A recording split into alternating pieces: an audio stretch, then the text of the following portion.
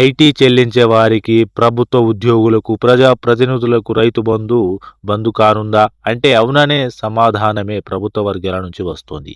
రైతు భరోసా మార్గదర్శకాలు సిద్ధం చేసిన తెలంగాణ ప్రభుత్వం పీఎం కిసాన్ తరహాలోనే కఠిన నిబంధనలు అమలు చేయాలని యోచిస్తోంది. కుటుంబంలో ఎంతమంది పేరిట భూమి ఉన్నా అందరిది ఒకే లెక్కన కట్టి కుటుంబం యూనిట్ లాగా తీసుకొని గరిష్టంగా 7 ఎకరాల వరకే రైతు బంధు పరిమితం చేసి అంతవరకే రైతు భరోసా ఇచ్చేందుకు ప్రభుత్వం సిద్ధమవుతున్నట్లు తెలుస్తోంది. రైతు బంధు పథకం కింద ప్రభుత్వం ఎకరానికి 5,000 చొప్పున సాగుకు పెట్టుబడి సాయం గత బీఆర్ఎస్ ప్రభుత్వం అందించింది.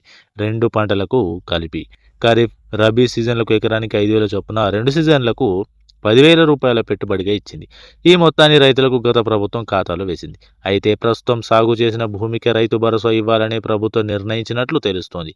ఇందుకు గాను శాటిలైట్ సేవలు వినియోగించుకొని సర్వే నంబర్ల ఆధారంగా రైతు భరోసా ఇవ్వాలని నిర్ణయించింది. గత ప్రభుత్వం కొండలు, బీడు భూములకు కూడా రైతు బంధు ఇచ్చిందని, కానీ ఇప్పటి నుంచి పకడ్బందీగా సాగు భూములను గుర్తించి రైతు భరోసా ఇవ్వాలని నిర్ణయం తీసుకున్నారు. అయితే ఒక పంటకే ఇస్తారా, 2 పంటలకు ఇస్తారా అనేది స్పష్టత ఇంకా రాలేదు.